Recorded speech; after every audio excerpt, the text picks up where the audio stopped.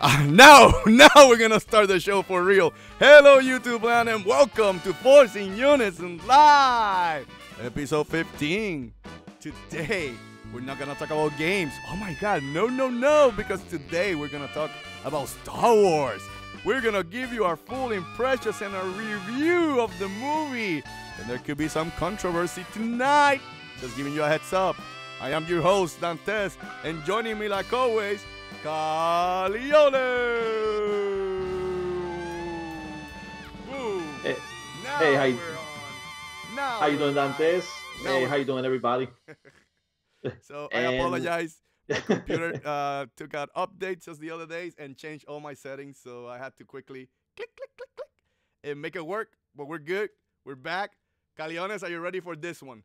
Well, before we yes. start, spoiler review, guys. If you haven't watched Star Wars, this is a spoiler review. Anyway, go ahead, Caliones. Yeah, I just want to say hi to Dig Random Gaming Channel. Thank you guys for coming in. If you guys haven't watched the movie, we're gonna be talking about some spoilers, so be warned. Yeah, the as far as Star Wars itself, before seeing the movie, it was getting great reviews. People seeing that it was probably the best Star Wars movie since Empire Strikes Back, which is regarded as the best Star Wars movie of the entire saga. Like review scores, everything was showed that Ryan Johnson had mastered and had succeeded expectations when it came to the movie. But that was before seeing the movie. Now we saw the movie, and we might be feeling a little bit differently when it comes to it. So go ahead, Dantes, and take over so we can start the discussion. Okay, so let's do quickly our rigmarole because we want to get to it really quick.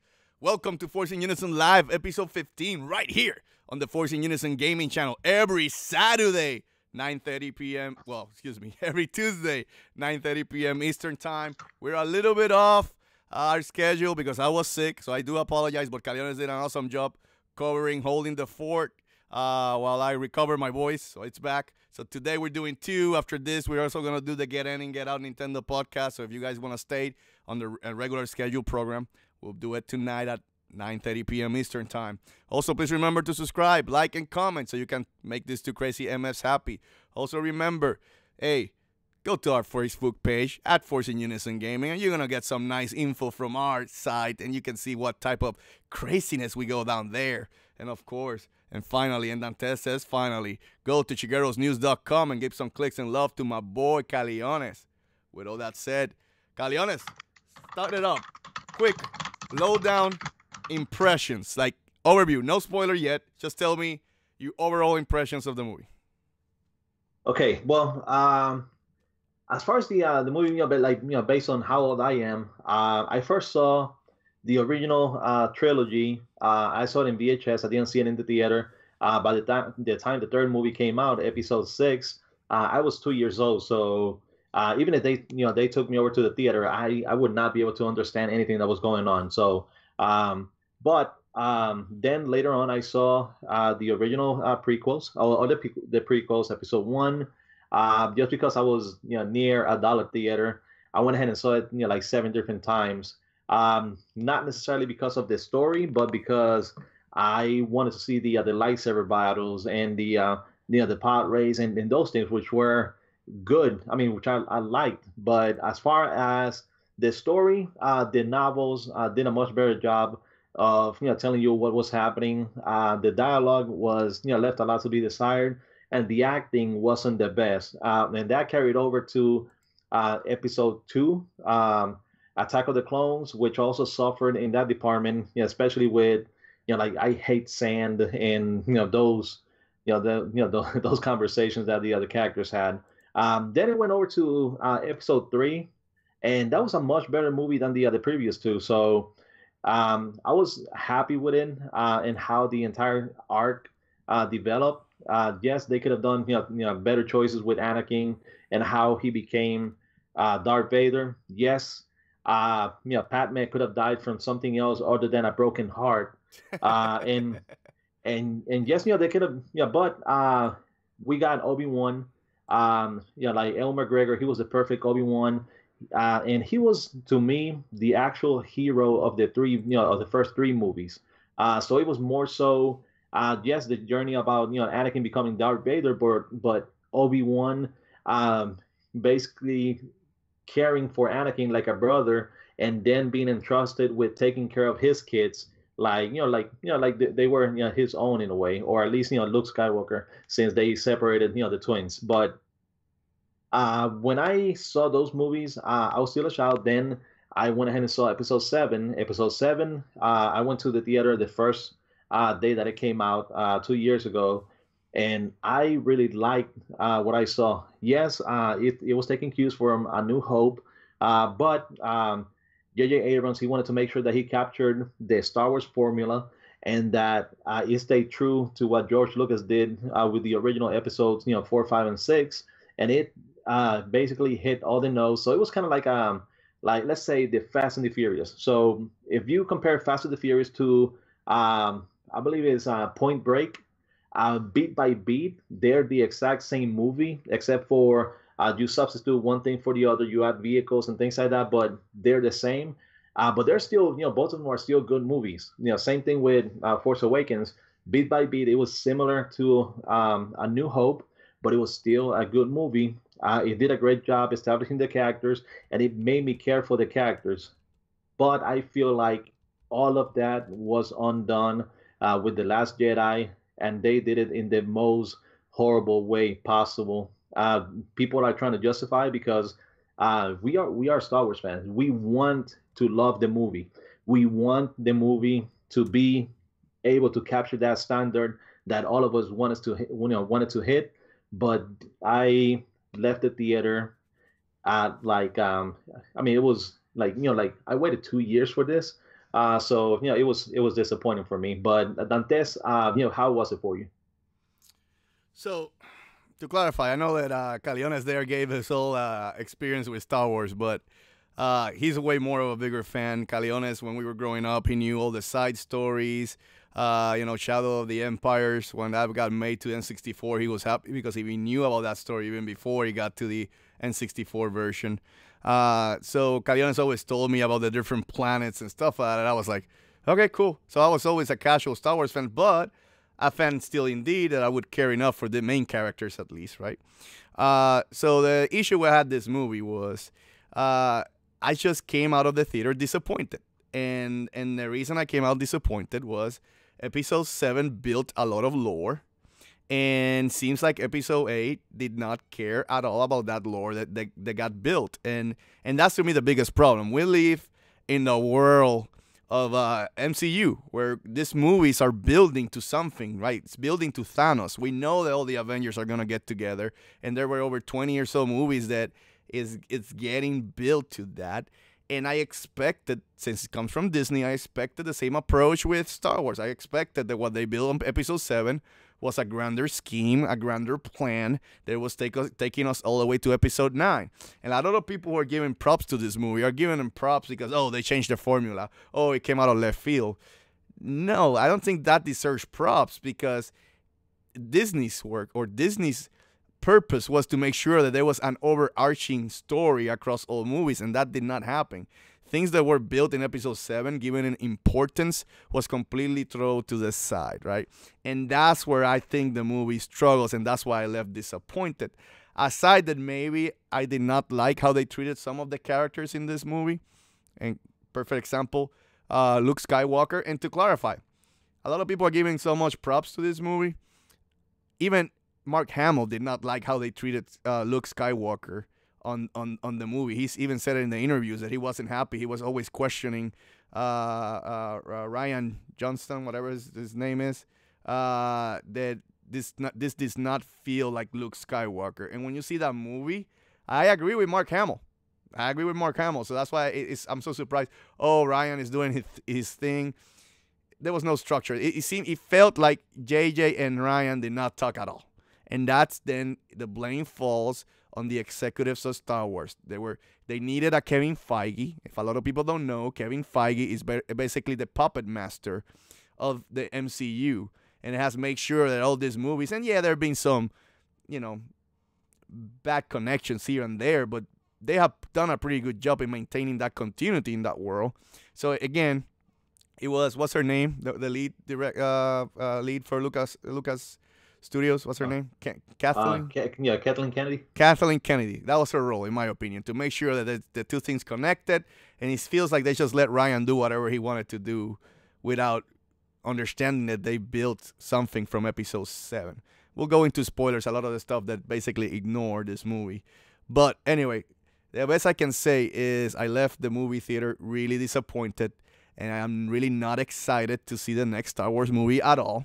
Before I went to see this movie, I didn't saw any trailers at all. I did not.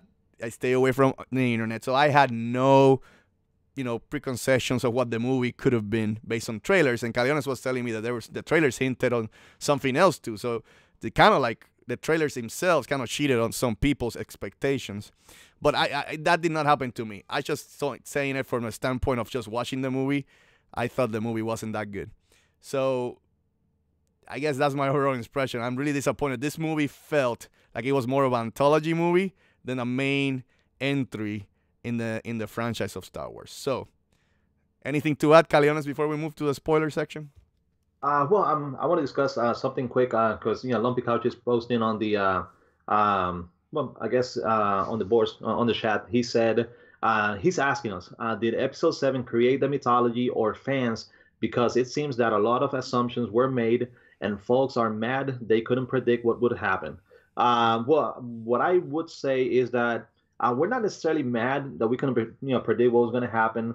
Is that we feel like Ryan Johnson completely ignored a lot of things that were set up on the first one. So not necessarily that he decided to go in a different way, but just the way that he went about doing those things. So for example, and this is I guess one of the things that we can talk about, and it's about Rey's parents, for example. And I'm not going to go about what the movie said, but this is some things that people were talking about before or right after Force Awakens and before The Last Jedi. So they said, okay, so Rey, she wasn't born in Jakku. She was dropped off in the planet, and it seems based on her vision, the parents left her. They left on the spaceship and left her in the planet. So and that was when she was around like 5 years old or so.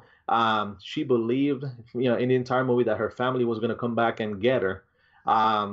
Also, she was born as somebody which was gifted with like force powers, being able to operate machinery and things like that. Then during the movie, if you remember on Force Awakens, there's a part where Kylo Ren learns that there's a girl like with Finn, and he freaks out. Like, okay, so if he freaks out that way, I mean, he's gonna know, okay, so this is the girl that I've been hearing all this time. This is the girl that I've known. Or why else is he gonna freak out because Finn has a girl? Like, is it because stormtroopers are not allowed to have girlfriends? No, it's because he knows that there's this other force power user that happens to be a girl, which he's known about, and he's trying to, and it implies that he knows who she is. Then there's a couple of things that they wrote on here, that there's several instances in the movie where it can be inferred that Rey might be someone he knows or familiar with, and the books, which is based on the script, it makes it clear that he actually assumes or that he knows who she is. Then you have where Rey touches the lightsaber and she gets all those visions, be it when she was little about Luke Skywalker and everything that happened about the Kylo Ren and the Knights of Ren. So all those things happen as soon as she touches the lightsaber, and the lightsaber wasn't present in those places. The lightsaber was lost in Episode 5 when Luke had his hand cut off. So it wasn't that the lightsaber was present in those. It was something else that was making her see those visions because of the relation of the lightsaber to Anakin, to Luke, and now it seemed like to her. So then you have in the middle portion of the visions, or this is in the books. So in the books, the visions are made clear, and this is what it says. Like Rey's in them as a child. Kylo is hunting her. Says that's part of the vision. She's running through the woods, and the audiobook narrator says, using Luke Skywalker's voice, "Come here, sweetheart. I'll protect you. I love you." Why is Luke Skywalker going to be telling her, "Come here, sweetheart. I'll protect you. I love you," when at the end of the movie he has no idea who she is, or it turns out that they have no relation whatsoever. So then you have a masked katana, So wait, and Caliones, I yeah, think let's go back because it feels let's go by the start of the movies, middle and end, and then when you get to that part, you can go into more depth. yeah, Uh, no, but I don't want to say. The thing is, I don't want to say what is the revelation on the Last Jedi until we go to the spoiler section. no, that's why I want to get to the Yeah, spoiler section because you're trying to explain it, but you can't go deep because yes, of the spoilers. So let's go switch to spoiler section quickly out. One okay, quick thing, well, yeah, Lumping Couch said assumptions. It is not so much assumptions. It is much more than you build something that tells you in the story that is important. The episode 7 built it that these were things that were important. Snoke was important. Rey's parents were important. The relationship with the Skywalkers were important. They were built in episode 7 for 8 to completely ignore. That's the problem. That's not how you build a story. When you're building a story, if you're saying this is important, it's because there's going to be a big payoff. So that's what I was going to say about that. But let's go straight to spoilers. We are going straight to spoilers now. Spoilers, okay, spoilers, spoilers. Go okay, ahead, Caliones. Now you're off the leash. Destroy. okay, so yeah, Lumpy Couch, he's gonna be. He said it before. He's gonna see the movie on Thursday. So Lumpy, I mean, probably not on the live stream or anything, but we're gonna talk about this later. And I really want to get your point of view off on this. Lumpy, he's also a writer. I mean, he writes for like TV series, movies, and things like that. So I really want to get his input as well. From a writer standpoint and the plot points on how the movie moves through them. So Lumpy, we'll go ahead and catch up next Thursday after the movie, so I can get your input on it. But and I too that you don't have one of those buttons where you can do like put like spoiler music or something, so they know that we're changing over. But okay, Spoiler! Spoiler! Spoiler! I still don't have my voice back to the sound effects. Sorry. Guys, spoiler, spoiler, spoiler. Go ahead, Calion. Now let's start from start, middle, and end. Go. Okay, so we're gonna start from the beginning. Um, Something I really didn't really have a problem. I really no, but something I didn't really have a problem with is like the beginning. I like the battle in the beginning. I like Poe Dameron being shown like he's a badass behind the stick of an X-wing. I mean, he is the absolute best pilot in the galaxy. Then his conversation with Hux. It was a little bit cheesy, but it was still funny. So I went ahead and let that one pass as well. But and talking about when it comes to the comedy, it felt a little bit childish for the entire movie. Like they were throwing puns and things like that, and it wasn't as fluid as you would get from the original trilogy or even from Force Awakens. So I think they purposely trying to make jokes and things, and that didn't really pay off, especially on the later half. But so you have the space battle, then you have the resistance, you have the bombers, and this big fight happening, and you have a lot of people dying, a lot of fighters losing their lives, and that happening. So with the beginning of the movie, I was okay with it. They try to show off different characters, which they appeared for a couple of minutes and then they were gone because of all the everything that was going on there and all the battles. But then it comes to the big to the first time that even though I laughed, but it was one of those laughs where I was like, this is funny, but this just means that I wasted 2 years of my life trying to find out what it was. And that's when it changes over from the big battle to Rey and Luke Skywalker. So Dantes, what do you remember about well, tell us about what you think about the beginning, and tell us about what you remember thinking when you saw Force Awakens and you saw the last scene with Rey and Luke Skywalker. So Okay, so the beginning, I was fine with it. I didn't mind the comedy. I think the bombing the dreadnought was really fun. The only thing is they made a character seem more important. Like this character was holding this pendant, and it was so important. And it was like, okay, so who's this person? Why should I care about she holding the pendant so close to her? But and then we found out that this is the sister of Rose, right? It's just that I wish they would have started the scene before she went into the bombers, maybe saying goodbye to Rose. Show a little bit more importance in that relationship, not only because of a pendant, but that's my personal opinion. So that's maybe the only weakness I will have with that start. About the scene, yeah, you mentioned it. I mean, she's holding the lightsaber, she's giving it to Luke. We're waiting so much time. This movie could have benefited from a time jump, and it was like right starting at the next one. That's kind of like, it feels even more disconnected. Was that it did not have a time jump. It started right where the other one ended, and there were things that they jump out like the New Order was already taking over the galaxy. But I thought that in episode 7, if you beat the Death Star like they did again, that would have destroyed their power that they were having in the galaxy, and they were all celebrating down in the Rebel base again.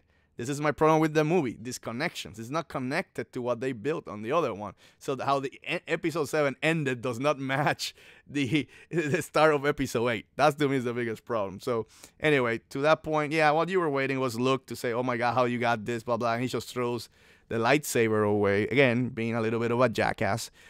So I didn't mind it. I guess I wanted to see where that go. The only thing that I thought at that point, because I didn't have no issues with the movie at that time, was that, Luke is still hurting from Ben Solo, betraying him. He doesn't want to have to do anything with Jedi, so that was my thought. But yeah, it was kind of like a little bit of a letdown. But again, no assumptions. It depends on how they took the movie.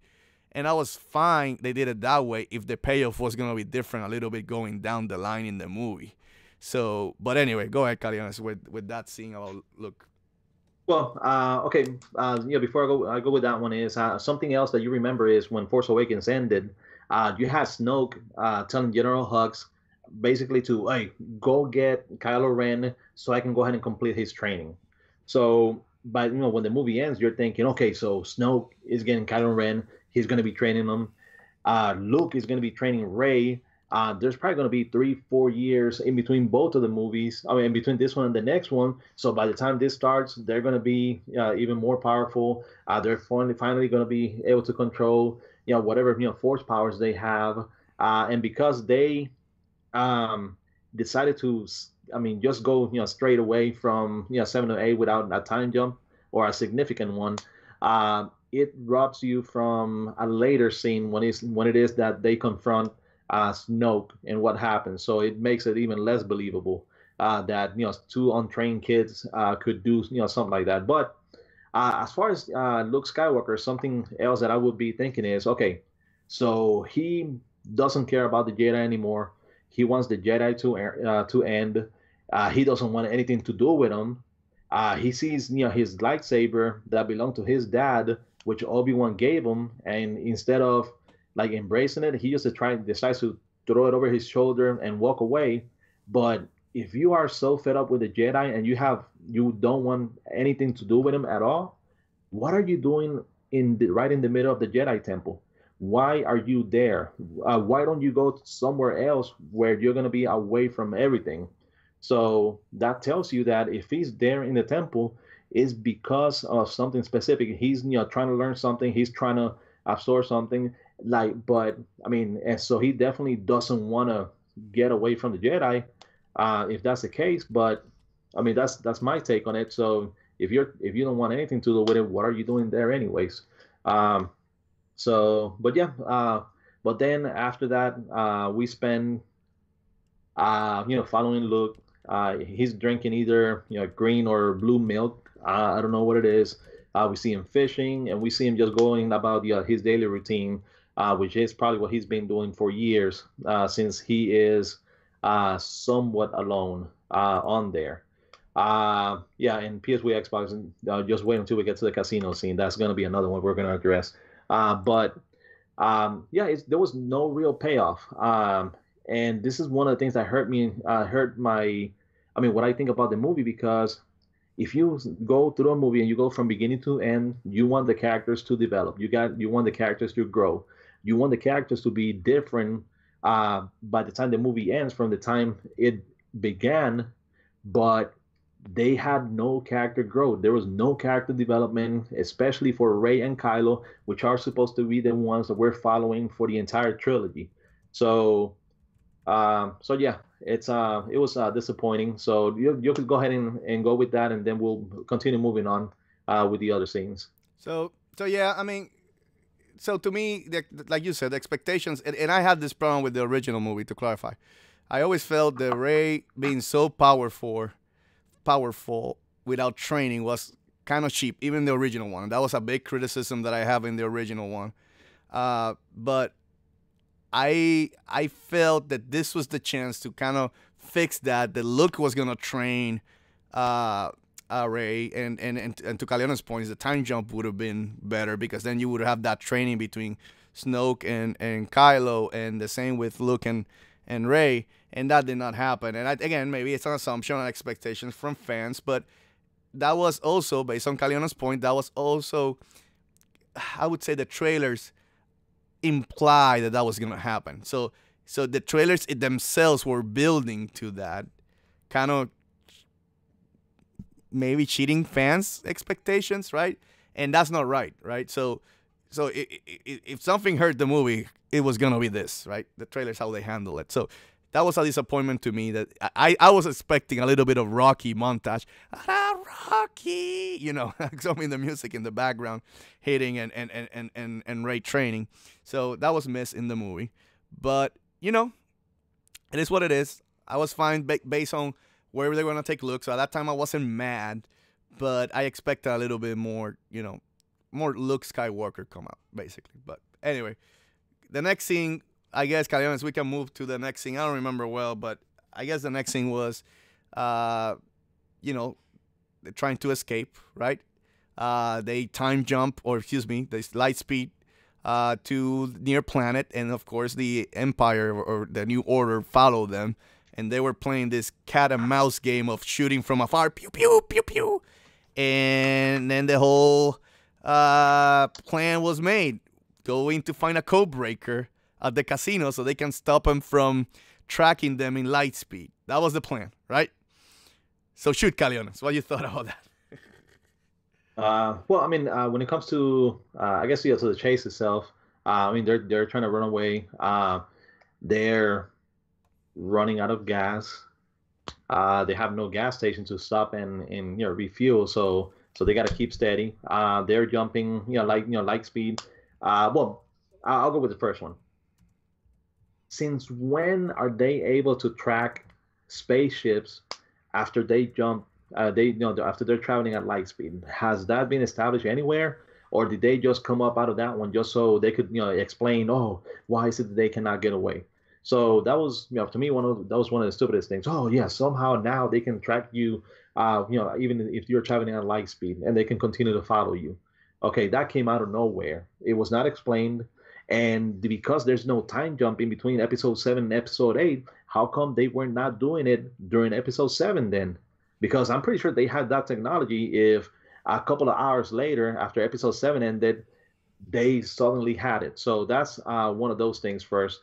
The second thing would be, okay, so you have this leader. You have her telling you there's no way that we're going to escape. Poe is asking her, what is your plan? What is your plan? What are we going to do? And she decides to say absolutely nothing. She tells him nothing of what they're thinking. She knows that Poe is one of the entrusted, that Princess Leia entrusts, even though he just got demoted because of how he decided to battle at the beginning, and the lives that were lost. So that gives you the impression that either she is a traitor and she's hiding stuff and she's doing it on purpose, or B, actually there's no B, because why else is she going to keep that information away from everybody when everybody's freaking out that they're about to get killed? So I mean, if you have a plan, tell them what the plan is. Or tell them, okay, yeah, so we just light jump somewhere, and there so happens to be a rebel base in a planet nearby, even though the galaxy and the universe is extremely big, but they're right there next to it. So if you are planning to go to that planet, why didn't you light jump to the planet itself, like right next to it? And you have to do it in a way that you have to wait all this time traveling at a steady speed just so you're not going to burn your fuel and just so you can finally get there. So yeah, they had no plan. They just came with those plot points out of nowhere. They try to justify those things, and I really think that Ryan Johnson did it in the weakest way possible, because some of the decisions, okay, I understand where he was going, but how he got there is what makes me angry, because he did it in the least clever and the least realistic way possible, even though it's a fantasy movie. But still, he could have done gone about it better. And this is before Poe, tasks Finn and Rose into retrieving somebody that can, like hack going into there and free them from, being tracked by whatever device it is that can track them through light speed. So before we jump onto that one, what do you think, Dantes? Okay, so the whole scene. So like I said, so I thought this is where the movie got the weakest. Like this portion felt like it was just beat to beat, just to get to a point. Like there was a filler. It felt like it was a bunch of filler going forward. So they were following the spaceship from the rebels. They're shooting pew pew pew pew. They're not gonna put the cannon because of things. Why? They're gonna burn their fuel. And they're gonna let them just lose all their fuel so they can destroy them. Fine, but then because again, that you got a leader that can explain what's going on, and then of course between that scene happened the Superman Leia scene too, where at this point Leia gets shot out of the ship. That was before, but she gets shot out of the ship. And then she was able to fly back into the ship because of force powers, I guess. To me, that was the time to stop Leia's character. To me, I would have ended it that way. But it did not happen. Super Leia came back. And then, of course, she was knocked out. And then, this new person takes over. And then this person that just doesn't explain their plans. Like, why should she keep the plans? There was no reasons to think there was a mold inside the ship to be able to keep the plans. Just explain what you're doing so people can fully support you. So because of that stupidity, then Poe is making this other stupidity so he can have Finn do something in the movie, because he almost felt Finn came from the previous movie being an important character to basically being a no one, like a third type of character. That's the truth, Calianos, right? They gave him so much to do in the first movie that in this movie, it seems like they came up with this plot point to go to the casino just to have him something to do. So again, they come up with this crazy plan to get the code breaker. They only can get one specific code breaker in the world, right? Even though they don't bring even that code breaker, they bring someone else code breaker. And then they go to the casino scene, which is one of the most boring, crappy parts of the movie. Again, it felt like a waste of my time. All this, no plot movement, nothing at all. It's just going to the casino, trying to find the code breaker. They get arrested. They find Benicio del Toro being another code breaker. They escape. They run with the horses. I don't know, whatever that animal is. And you know what I'm saying. It was just a waste of time just to get to the point. And then they finally bring this code breaker back in. And yeah, I'll leave it there. Because then after that, then you start getting scenes from, Luke and Rey trying to discuss, why he did what he did, which that was cool. I like the two perspectives of Ben's or Kylo's perspective for the for his side, why he did what he did, and I like Luke's perspective on why he did what he did. And Luke lied. In theory, Luke lied, which again show you some torment in him. But again, that wasn't the Luke Skywalker that we knew from Episode 6. This is like a big difference in characters from Episode 6 to now. People change, I know that, but still. Another plot point that I wanted to say that I forgot that I hate out of the movie. The thing that made Kylo cool was the helmet. And he basically destroyed the helmet and stopped using it during the movie. And I always felt that was a mistake from Episode 7, that he should not take that helmet until the big payoff on Episode 8 or 9, in my opinion. But anyway, just wanted to jump back to that. So aside from that, I think we agree, and you can touch the casino thing, but I thought the casino thing was a big waste of time. Okay, so before I move on, because I skipped it, so I'm gonna also talk about Super Leia.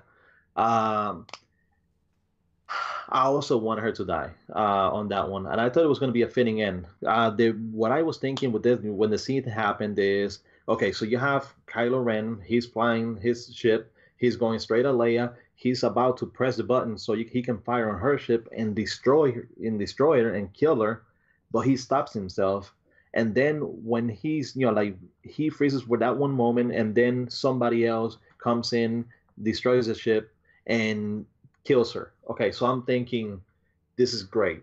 This was awesome because now Kylo Ren is gonna lose it, and he's gonna lose it two ways. One, he's gonna go after whoever it is that killed her because he killed his mom, but at the same time, he's gonna go after that person because he took away his own way of overcoming and becoming what he wants to be, because he wants to be a Dark Lord. He wants to sever all ties that he has for anybody from his past, and that person robbed him from being able to do that. So I thought he was gonna go crazy. He was gonna destroy everybody, in space, and then once they return, even if let's say the First Order, they were celebrating that they finally killed the general from the rebellion, he was going to find that one person and just murder him. So that's what I thought was going to happen. But it just turned out that Leia, she used her superpowers to, I'm not even going to call it the Force, because she's never exhibited, like being able to use the Force before. Yes, Dave said it that, she was the other one that if Luke got lost, there was still somebody else, but she's never tried to develop it. What I thought Leia's power was really going to be is now she was a general of the army. Now she was going to be a mastermind on how to do strategies, how to analyze the battlefield, how to be able to overcome those those situations where she is outnumbered and outgunned by the First Order, and her mind, her military mind, and with the aid of the Force power, was going to be able to have her be on or above any other strategies in the entire saga. So that's where I thought her Force powers were going to come. I did not expect her to be in space, pull herself to the spaceship after being blown out, and being able to to survive it. So it was a cop out, and something that they could have used basically as a way to tell you why she's not able to be on the next movie. Another possibility is they probably had already shot all of this. They couldn't really reshoot the scenes afterwards because they had to change the whole movie and the whole dynamic. But if you're not gonna have her in the next movie, which she hasn't filmed any scenes from episode 9, and she passed away, so she's not gonna be in it unless she is like CGI. But if you're gonna get rid of her and she's not gonna be on the next one, then why not at least keep the other one of the 3 original members from the original Star Wars saga? But okay, so that made for me no sense. It was a great way for Kylo Ren to have some character growth, and it was just a complete wasted opportunity that they could have used on her. But that's some of the smaller gripes that I have. But the biggest one being Leia using her Force powers like that. Okay, so since we're in the middle of the movie right now, let me mention a couple of things that they dropped from the original, like the Kylo Ren and the Knights of the Round Table. What was it called? Kylo Ren Circle of Trust. What was it called? I don't remember now. The Knights of Ren. Knights of Ren. Okay, fine.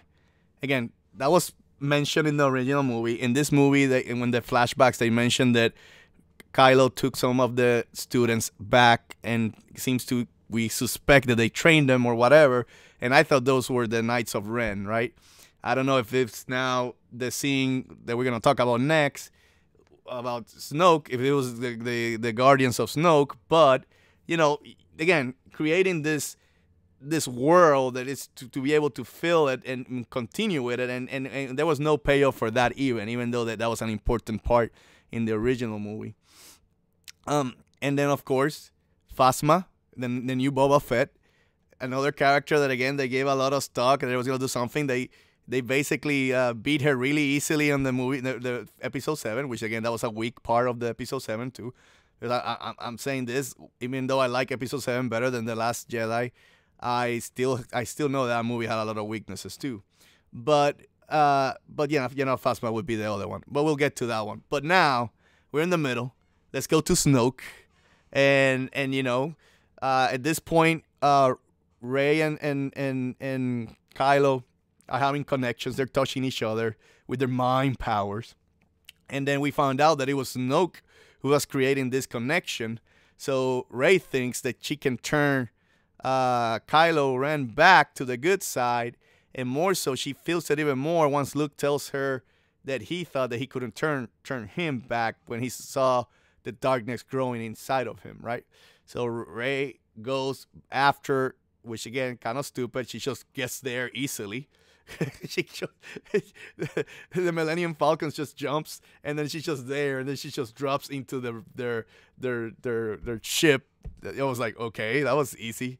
So anyway, she drops in, take him to Snoke, and then Snoke starts talking and saying, you're gonna give me where Luke Skywalker is, and that's a cool thing, a cool part of the movie when Snoke is like playing with her, and then she's trying to get the saber, and then he hits her back in the head. That's a cool stuff, and you're thinking, oh, this Snoke character, he should be a big character. He's gonna be the new Emperor. There's gonna be a purpose for him, and then of course, I'm gonna let Caliones speak next of what happened to Snoke. So go ahead, Caliones. I'll give you the floor.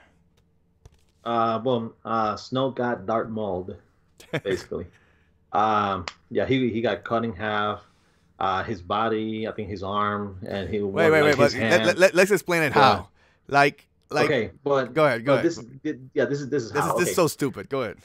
Okay, so you have Kylo and you have Rey. They're in the same room. Yeah, Rey is.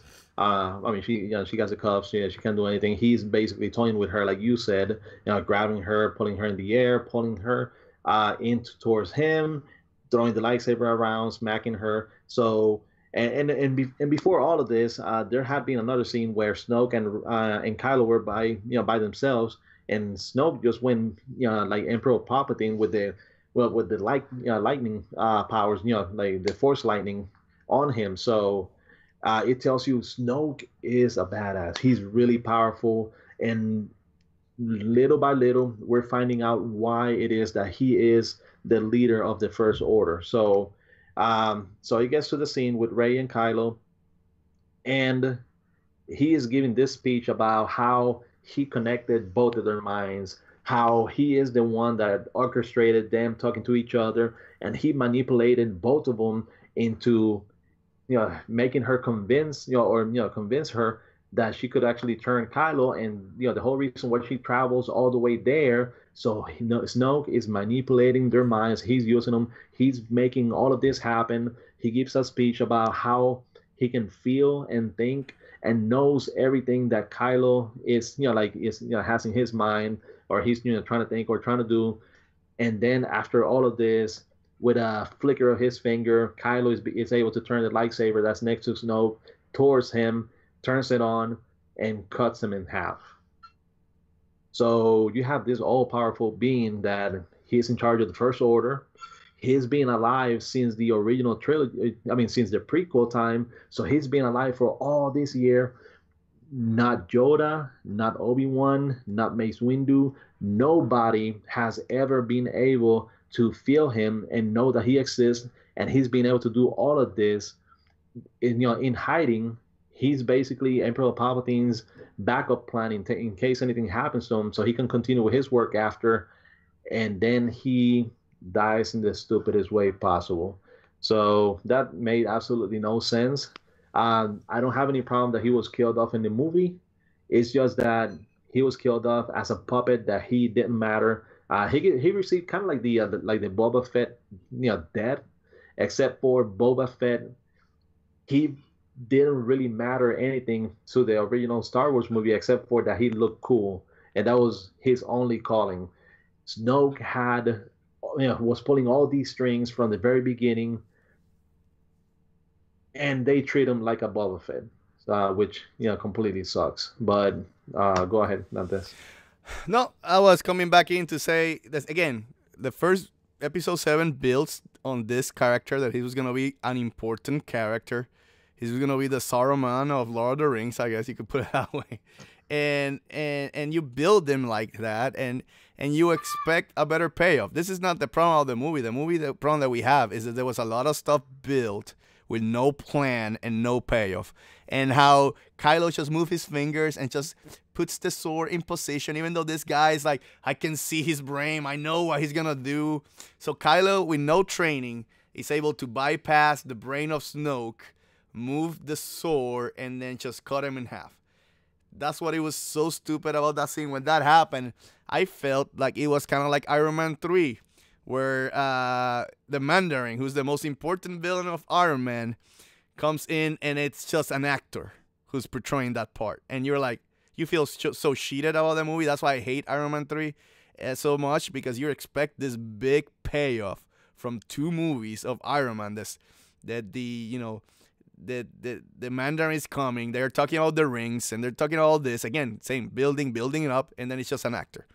And it's a bad payoff. You don't do that to people who are waiting for something big. And Snoke, a lot of people are saying, who are criticizing the people who were complaining about this movie, oh, you build your own expectations in your head. Oh, you build all this fan fiction about this character without the movie coming out. And all that was built because the first movie, or episode 7, created it to be, because it led you to believe that this character was more important than it needed to be. Pure and simple.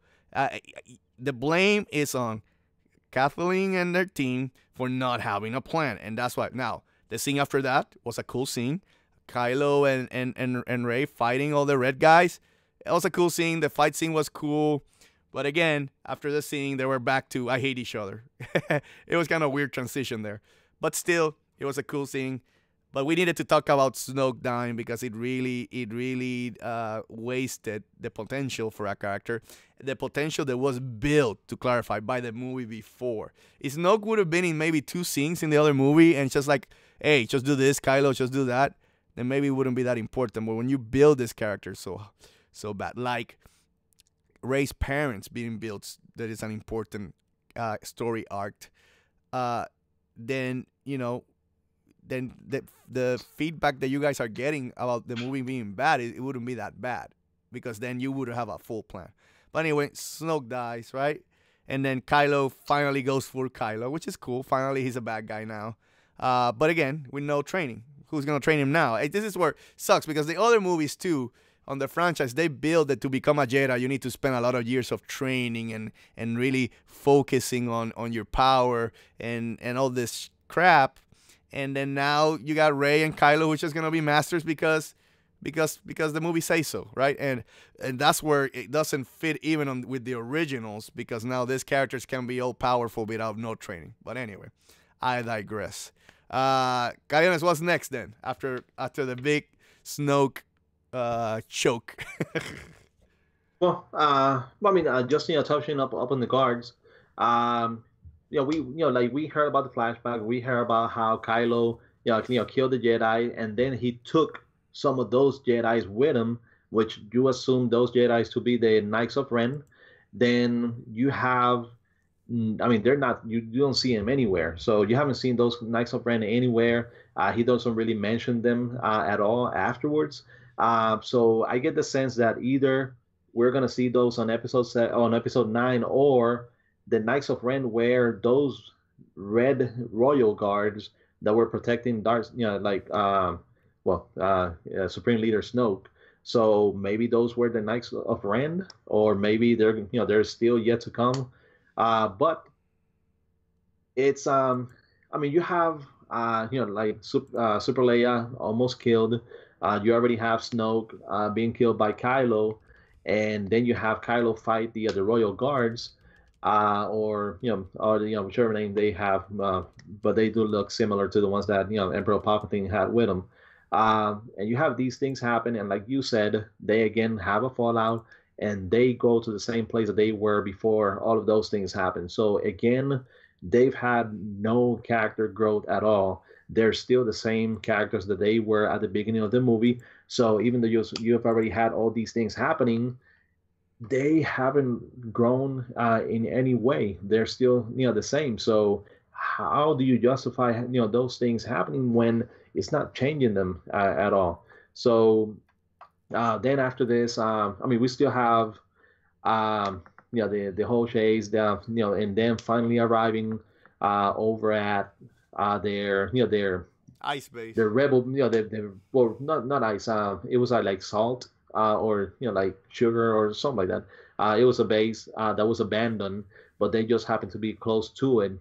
Even though if that was their real destination, why didn't they just like jump next to the planet so they were close already and they could go in? So um, then after this is when you have the one that took over after like Leia, and she took the lead. She was evacuated everybody else to head over to the planet. Those ships are moving really slow, so it's not really an evacuation. She's supposed to be protecting them, so they can make it all the way. And they decide, you know what, we're not gonna shoot her. We're just gonna start shooting the other ones. And this is because they uh, the person that Finn and Rose were supposed to to bring back to help them, he kind of like ratted on them and told them that those ships were going over there. So that's when they start shooting them. Um, One thing about that one is, was he really supposed to be the one that they were looking? I don't think it was him, because they were clearly looking for somebody else, but they just happened to be thrown in jail with somebody that knows to do those things. So yeah, that was a cop out.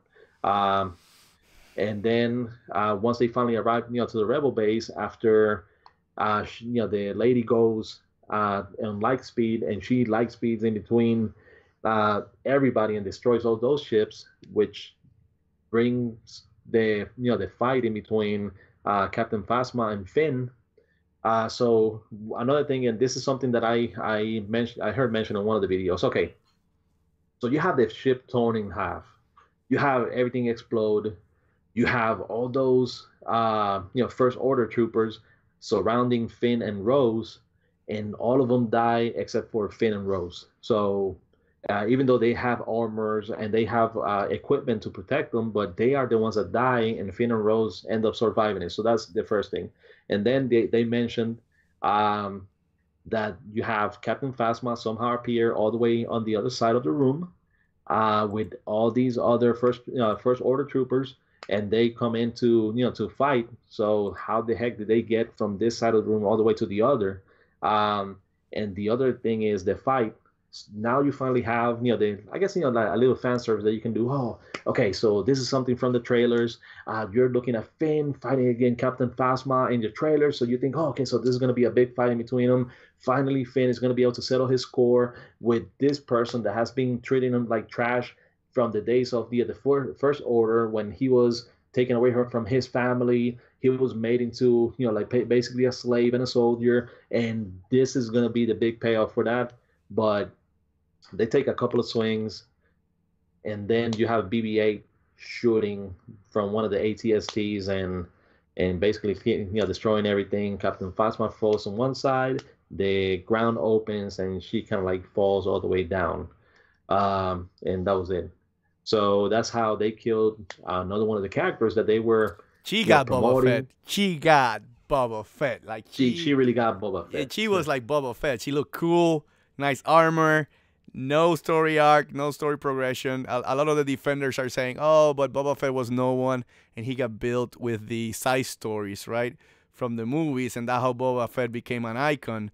But that's like another cop-out. Like, again, you're building this character from Episode 7. It looks cool. They make her look stupid in Episode 7, so you think Episode 8, they're going to redeem the character, have something on importance, and then she just dies against Finn so easily. It was like, really? Really? When that happened, I was like, really? Again? Anyway, she got Boba Fett. Yeah, and this is one of the things that you can do. So if you read comic books, you know that you have the bubble, and sometimes they have like an asterisk or something that tells you to look on the bottom and say, okay, so yeah, they're talking about something that happened on issue number 28 of whatever. So you know where to go back and look. So every time something like this happens on a Star Wars movie, what they should do is have a small caption on the bottom saying, "Hey, if you really want to really know what happened on this, go ahead and wait until the Star Wars comic book comes out. Read issues number 16 to 18, and everything that's supposed to happen here is going to be explained on this other place, so you know what's going on." It's like Disney is expecting everybody to not only watch the movies, but start watching the TV shows, start reading the comic books, start buying the novels, so they can finally understand what it is that's happening when none of that should be needed. Everything should be gotten from the actual movie itself, and not rely on other formats to better explain the story. So that's another way that I know, like Maskatana, you're seeing her like fighting when they're talking to her and she's telling them where to find the code breaker. Like you're seeing her like fighting and stuff. So I'm pretty sure there's going to be a comic book based on what was going on on that scene. Then you're going to have another comic book which is going to explain what happened in between those 2 or 3 hours in between episode 7 and episode 8. So that's going to be another comic book. Then you're going to have another comic book of what really happened on Act 2 with Luke Skywalker before Rey went over there, because those are things that they never got to explain on the movie, or even if they tried, they did not do a good job with it. So they're gonna have to rely on expanded media just so they can touch upon it and finally explain it, which is not something that you should need when it comes to the major episodic movies. So they're just gonna be relying on too much, like on media and other things to finally tell the story like it's supposed to. You're saying they're doing like a Final Fantasy 15 where they're putting all this downloadable content to fix all the plot holes that they had in the original game, right? But yeah, well, we're in the 56-minute mark. I think it's time to go to the end and explain what happens at the end, Caleones. So touch up on it. They're in the space. Again, Rey comes in and saves the day with the Millennium Falcon, throws him away. Finn is gonna do the big sacrifice. I thought that Finn was gonna do the big sacrifice this time. He gets pulled out by Rose. Fine, their backs are against the wall. They blew up the wall of their base. Kylo's ready to go in, and then here comes Luke Skywalker. You're like, oh wow, Luke's here. Where did he came from? Where he found a back door, I guess. But that was a joke. You didn't know what was going on. Luke comes in, comes out, and then the big sex scene piece that we were gonna expect to see, right, was the fight. I thought, again, Kylo and Luke were gonna hammer down. They're gonna get the lightsabers out and they're gonna have a huge fight, right? That's what the expectation was. So then Kylo goes all out, fire at Luke, and they start firing, pew, pew, pew, pew, pew, pew, pew, pew, and nothing. And then that's a cool scene though. Like Luke comes out like, you can't touch me. And then Kylo comes down and does a couple of moves. Luke evades them. And then, of course, Luke says the same line that Obi-Wan Kenobi used on Darth Vader when episode 4 happened. You strike me down, I'll become more powerful than you ever imagined. And that's what happens. And then you find out that it was a hologram, or not a hologram, but it was Luke using his mind to be there. And that's where I was like clapping. I was like, yes, Luke is gonna be in episode 9, yes, because then they shows up, he gets up, and he sees the two sons from his old planet, and you think, oh, that's a nice scene, blah blah blah, and then he just disappears, and you're like, no, like, no. This is an important character to the Star Wars lore, and this is where I mean that I did not like how they mistreated this character on the whole movie. He was grouchy. He made decisions that did not make sense, like thinking that he couldn't turn Kylo back, even though he did turn his own father back, right? Then, that scene that we didn't even touch, Yoda coming out, he was going to burn the old books, and Yoda comes out and knocks some sense to him. And then you think about, oh, okay, now it's going to be the old Luke because Yoda came back, he showed up, he's going to knock some sense into him. Luke is going to come out and going to be the old Luke, and at least he's going to start training Rey and, get to episode 9. And that doesn't happen. Again, it just shows up, uses all his mental powers, I get, and that was enough for him to die and disappear. And I was like, crap, really? Really? So again, that was my disappointment with Luke. Mark Hamill said it. He did not like how they wrote his character, and I totally agree with him right now. So anyway, take it away, Calionis, with the last big important thing in the movie, I guess. Well, I mean, this is a collection of bad decisions because, like we touched in the beginning, you have Finn and Rose going over to get the code breaker just so he can go back, sabotage the spaceship where they have I guess the mechanism that they can use to track the spaceships through light speed, and then that doesn't go anywhere because they just decide to evacuate, use the light speed from the ship, and just go tear through them through the middle of them. Then you have the rebels going over to the old rebel base to finally get their weapons, get their equipments, fight, and something like that. And they make a big deal about how there's no way to go in and out except through the front door. So they're forced to fight. They're desperate, and they're in their last hour with the entire First Order right in front of them. And the only thing they can do is fight their way out of it. But then there happens to be a back door that they can get out of. It was, I mean, whatever problem they had, they just found the stupidest way to resolve it. When Luke came on and he appeared, I was like, okay, so he's rejuvenated. His hair has color. Like, he looks young, a little bit younger. He finally overcame everything after the discussion with Yoda, which he taught him, wake up, basically. And something that we saw at the beginning of the movie was the X-Wing in the water. So I was thinking, okay, so they're showing the X-Wing. That means that at some point Luke is gonna get it out of the water, get on it, and that's how he's gonna leave the planet and finally help him. So when he got there, I was like, okay, yeah. So he got on the X-Wing and he made it all the way there, and now he's ready to fight. So he goes outside and fights. He has the entire First Order on him. Like you said, they start firing at him, like all these explosions, and then he comes out like that they did absolutely nothing to him. So I'm like, okay, it's about to get on. And I know there's people that said that one single Jedi cannot take on an entire army, but you have the comic books. The comic books are canon. There's this one comic book called Vader Down, which after Vader and Luke have a collision in space, Vader lands, crashes into the planet.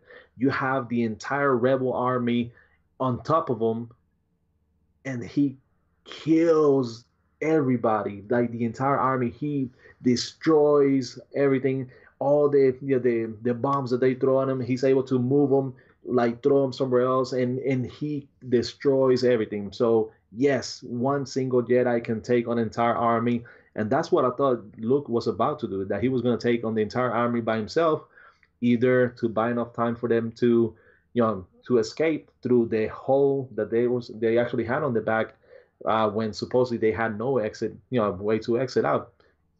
But then it comes to revelation that, okay, so Kylo, yes, I can understand that he's not in his right mind. Yes, he wants to go down. He wants to fight one-on-one against Luke, and take on him. Of course, he's not going to win because, he's not in the right mind. He's not being trained, and Luke is going to annihilate him, or not necessarily kill him, but defeat him. But then it turns out to be, I guess, a force projection from Luke from the other planet. So that tells you, wow, whoa. He's mastered it to the point where he can make himself, take on a physical aspect, because if he was able to hand Leia, the heirloom from Han, if he was able to hand that over to her, that means that he can physically touch you and project himself like that. So I'm like, okay, so he's even more powerful than I think he was going to be. But then, like you said, he looks on the sunset, and I'm thinking, okay, so this is when he finally decides I'm going to go, but not going the way that I would have liked. He just disappeared completely. And now we don't have Luke Skywalker for the next movie, or if we have him, he's going to be a Force ghost. But you already know that Carrie Fisher died. You know that she passed away. You know she hasn't filmed anything from episode 9, and you know that at least for a long time Star Wars fan, you would like to have at least one of those original characters be present in that movie. So by the end of episode 9, the baton is fully given to the other cast, and they can take over completely. So you felt like, okay, so Luke is going to be the one that's going to stay there, and all they had to do is just leave Luke sitting down looking at the suns, or both of the suns, and not do anything, not disappear, just leave him sitting down. And that would have been a good setup for the next one. But then they went ahead and took him away. We already know that Leia on the CG, she's not going to be there. So they robbed us of that opportunity, and they again did him away in one of the stupidest way possible. So So only thing I was gonna add is another thing that the episode 7 built that it was important. It was trying to find Luke Skywalker, finding him because he's the hope. He's the hope of the Rebel Alliance. Spent all that movie trying to figure out where's Luke. Then for episode 8 to again kind of ignore that importance because then Luke is just a side character on episode 8 and did not add anything to the Rebel Alliance or moving the plot or whatever, aside from Rey taking the books. I guess that's the plot advancement is that Rey took the books so she can train by reading books. So that's it. So that was the whole episode 7 trying to find where Luke is. That's where the disappointment. Since we're closing, let's give our closing arguments. We've been here an hour already. If I say something about this movie, is that it's disappointing. Everything that you were built on episode 7 is completely trash. The Kylo Ren's Knights of the Knights of Ren, Phasma, Rey parents, Snoke, Luke, everything that was built from episode 7 saying that this is things that are going to be important because we got a plan is completely crapped because Luke was an important part of episode 7. It was finding Luke. So you expect they're doing all this work to find Luke is for Luke to come in and to kick some ass, right? And be Luke Skywalker. Yeah, I would have expected him at first to be against the idea because of what happened to Ben Solo, but at some point, again, when Yoda come out in his cameo, you expected Luke to be Luke, right? And at no point that was the case.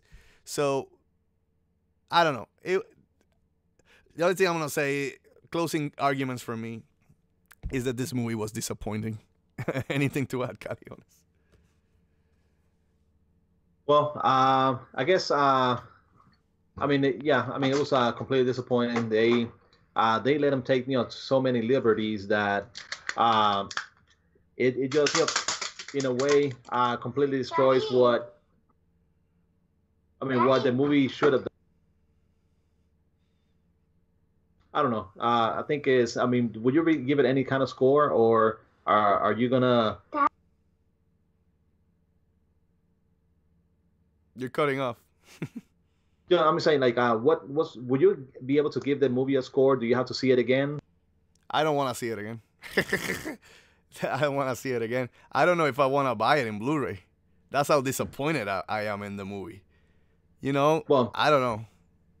I don't want to buy it. I really don't. Like, I know a lot of people are going to give me shit, but I thought Rogue One was a better movie than this one. I'll tell you the truth. Rogue One was way better. Okay, I'll say that's something that can be argued, and and yes, for me it was better as well. But I'll say it was a little bit easier because what had to happen, and also that you didn't have to worry about sequels or anything. So you can tell the beginning, middle, and the end of the story right in one sitting. So that's one of the things that made it hard to make it a good movie, but at the same time made it easier than somebody had to think about everything that that happened before. And this is why Rian Johnson only thing he needed to do is just see Force Awakens, know where J.J. Abrams was taking the movie already, and go with those beats, add his flavor, add certain things that people would not expect, but not completely disregard things that fans were anticipating for all for these 2 years, all these discussions, all these things. I know that they're saying that we're complaining too much because he had took the liberties, and we're glad that he was able to tell his story and the way he wanted to do it, but it was still completely And disappointing. and I still don't Yeah. even blame Ryan. I mean, it's the studio's fault who gave him all that liberty, because again, there was no Kevin Feige. How many different directors has handled the MCU? But everything, how that story is going, is being by Kevin Feige, pure and simple. Every superhero fits based. Kathleen Kennedy needed to be that person. She needed to have an idea what she wanted and not give the director. So if J.J. Abrams built the first episode 7, you should have been working with JJ on the script on the second one. So at least on the script, JJ would have directed, and Ryan could have just directed the movie, and then Ryan could have added his flavor. But there were some plot beats that should have continued. It feels disjointed. It feels that the movies are not connected at all. It feels that there was no discussion between JJ and Ryan at all. And now we're going to have another disconnection because JJ is coming back on episode 9 to maybe trying to push, because they can fix some things. Like, Kylo could have been lying about Rey's parents. JJ, if he wants to fix that. He can do that. Snoke, I mean, there was comics about how many clones from Palpatine. So I mean, Well, Snoke could be a clone and have someone else somewhere else. So that could in theory be fixed. And then Luke in theory could be fixed too. And again, I'm making assumptions and building it in my head. But Luke can be fixed as he becomes so much of a powerful as a ghost form that he can materialize himself and fight in ghost form, if you could put it that way. I don't know. I just think that the biggest problem I have with this movie is that it in no way feels connected to episode 7. If you started building episode 7, you expected a grand saga. This comes from Disney, the same people who are doing the MCU. So that's my problem with the movie, is the disconnection between the two. yeah. If Ryan Johnson wanted to tell his own story of Star Wars, he should have just done an anthology movie. He should not have been tasked with directing one of the episodes. That way, he can write whatever he wants. He has, he can take certain liberties, because you still have to tell a story that, because all of them are canon, that it directly coincides with what has been revealed before, and not just tell them, okay, hey, you can erase everything and just do whatever you want. That should not have been the case. About Snoke, I guess if they do reveal, hey, he actually happened to be Dark Plagueis, and he actually knew that Kylo was going to do that to him, and he just let him do it just so I guess he could try to pull Rey like towards the dark side, or he can elevate Kylo into a more being a more powerful or assertive being, because he's able to defeat his master and do all of that. So maybe he's still alive and still manipulating him, because this is one of the things that I know. He was able to connect Rey's and Kylo's mind throughout the beginning of the movie, right? And then at the very end, when Rey arrives in the Millennium Falcon, she gets everybody on board, and they're about to escape. Kylo and Rey's mind once again can get connected, and they're able to like talk and see each other, even though they're apart and they don't have a clear line of sight to like see each other, but they can see each other through all the rubble and the rocks and all of that. So their minds are still connected. So is it that Snoke altered it and they stay connected, or is it that Snoke is still alive and still using them and manipulating them? So maybe that could be one way that they could go about it, if J.J. Abrams decides, or maybe that was what they intended all along about Rey's parents. Yeah, like you said, it could have been him just playing on her feelings and try to make her think like that's true. Maybe Kylo is a little more developed than we think, and because when he told that to Rey, you kind of saw in Rey's face that she was like, that's actually true. That's real. So maybe he was able to control her mind the same way that he was able to control Snoke's, to the point where Snoke couldn't read him correctly. Maybe that's what they're gonna do. I don't know about Luke, if he was able to materialize himself into a physical being from an entirely like a planet that was light years away. Maybe once he's a force ghost, like you said, he can become a physical being and he can actually fight and things like that. So, or at the very least train Rey, because she still hasn't been trained and there's nobody else to train her except for him. So The books maybe that she that's stole. or yeah, I mean aside from the books, because we saw Finn, when he opened the drawer, the books were there, so they did not get burned. Um, Maybe that's what they're going for, or maybe that's what J.J. Abrams, or maybe they'll surprise us, hopefully in a good way this time, and not in a negative way where we think like everything was undone and destroyed. So, I mean, that way I can finally stop, hopefully in 2 years, with the whole, Ryan Johnson killed my childhood and those things. So hopefully that's not going to be the case by then. But I was completely disappointed. I put the movie on par with the prequels in a way.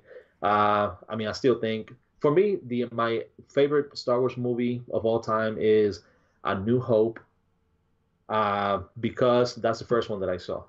That's the first one that established all the characters, and that's what introduced me to Star Wars. Yes, Empire Strikes Back is a better movie, but as movies come, that's my favorite one. So I have, A New Hope, Empire Strikes Back, and then after those two, I have, pretty much, neck and neck, Force Awakens, and then after that, Episode 3, Episode 6, and then you have the Episodes 2, Episode 1, and I'm still searching my feelings with Episode 8 to see if, where it lands eventually, but more than likely it's probably going to be just above Episodes 2 and Episode 1. That's probably where it's going to end up eventually.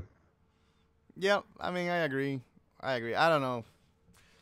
I'm not a huge fan like you, but I agree that Episode 8 may beat Episode 1 and 2, but just because Episode 1 and 2 had a lot of stupid writing there.